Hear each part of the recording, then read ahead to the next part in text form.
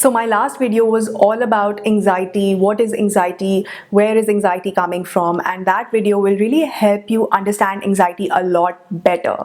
Today's video is focused on tools and hacks that are really simple yet very effective, and you can apply them from today, and these tools will really help you manage your anxiety a lot better. My only suggestion is that if you haven't seen my previous video, go watch that first and then come back to this video. Without much further ado, let's jump right into today's video. Before I dive into today's video, I just want to throw this out there.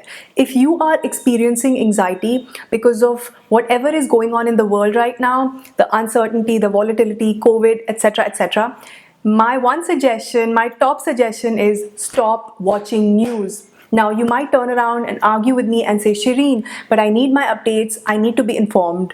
Okay, I agree, you need to be informed, and in that case, take out half an hour every single day, get all your updates, and beyond that half an hour, stop consuming negativity. This negativity is not helping you, it is not helping your family, it's not helping our society, and it is keeping you stuck and it is causing anxiety. So stop watching news, and that out of the way, let's start.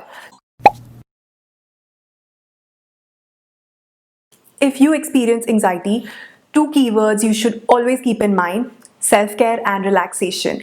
These two words are your antidotes. So any activity that induces a sense of well-being, that is something that you are after. So any self-care activity, anything that makes you relax and calm down is very good to manage anxiety.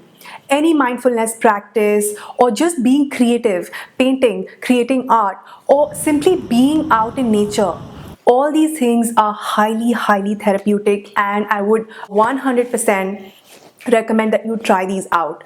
See what you fall in love with and do that activity every day over and over again, and I kid you not, you will definitely be feeling a lot better. Personally, for me, Yin Yoga is my absolute favorite mindfulness practice. Through Yin Yoga, I'm able to relax, I'm able to let go of all the stress that is in my body, I'm able to just chill out. Even a 10-minute Yin Yoga routine is fabulous. So if you don't know what Yin Yoga is, I have a dedicated video. I will link that down below. Have a look. In that video, I have also curated a playlist. So have a look at that playlist, and if you are curious, try it out. Just do a 10-minute routine, and I promise you, you will love it. To sum it up, any kind of mindfulness practice is brilliant, and a mindfulness practice that you actually love will be even better. If you experience anxiety, limit your consumption of caffeine and alcohol. Caffeine and alcohol don't help, and if you must get coffee, then make sure you're doing that first thing in the morning and definitely not beyond 1 p.m. So just to give you an example, if I have wine in the evening, I cannot sleep very well, and I start feeling stressed out and anxious. So that is a cue for me not to drink wine in the evening. But if I'm having a glass of wine in the afternoon or during the day, that's okay. So really get self-aware and listen to your body. Your body is always talking to you, it's always telling you things, and you have to be calm enough, silent enough to hear your body out. And while we are discussing caffeine and alcohol, also see how your body reacts when you smoke up or if you consume any kind of drugs. So be very mindful and just do what is best for your body. If you experience anxiety, I would also recommend to not do a lot of intense workouts. Sometimes when you go for a run, or if you've done a very highly intense workout, that can further send you into a downward spiral of panic, anger, and anxiety. So instead of doing a really intense workout, replace it with going for a walk or replace it with yoga. Again, you will get the exercise that you need, and this will also help you relax. Walking by the beach or walking inside a park is very therapeutic, and it really helps if you are experiencing anxiety. I would also like to share with you a super powerful exercise, and it is called disowning anxiety. Now, a lot of us identify with our problems. We start labeling ourselves, and I'm guilty as well. Even till date, I call myself an anxious person. I'm an anxious person, or I own my identity, or I own my anxiety and say my anxiety. So the idea with this exercise is to consciously detach and disown from that anxiety. You are not anxious.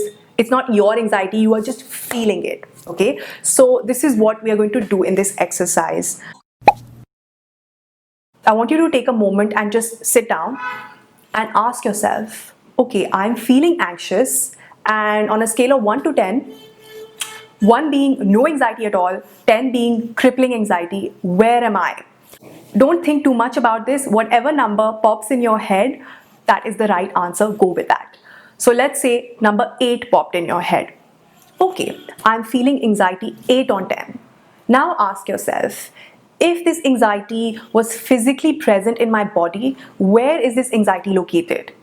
Again, don't think too much. Whatever answer pops in your head, that is the right answer. So let's say you're feeling anxious, it's in your stomach, and it's 8 on 10. I want you to take your hand, right, left, doesn't matter, take your palm and lovingly rub your belly. And this is a moment of surrender and acceptance. Unconditionally love yourself. Okay, I'm feeling anxious and I accept myself. So take a few moments and keep rubbing your belly and just have thoughts full of love, kindness, and compassion towards yourself. After you have spent a few moments just stroking your belly, I want you to imagine that your belly is a container, and this container is filled with some kind of grainy sand, some residue, if you will, and that is anxiety. Now, I want you to motion your hand in a way that it is collecting all that sand, all that anxiety. So, spend a few moments collecting that anxiety. Now, once you have done that, all that anxiety, that 8 on 10 anxiety, which was in your belly, is now in your fist. It's now in your hands. Just take one last look at your fist and then lovingly release it. There you go. Now, you might experience that if you were feeling 8 on 10 anxiety, it is now 6 on 10. So this is a process that you do over and over again, and it keeps getting better and better and better. This whole process can also be written down in your diary. Journaling is very, very therapeutic as well. In today's video, I am not getting into journaling because otherwise this video will get super, super long. So let me know if you would like me to make a dedicated video on journaling, and I will definitely do that for you. With that said, I'm going to wrap today's video up. That is it for today's video. I hope you found it useful. Don't forget to like this video, and I will see you guys in my next one. Bye.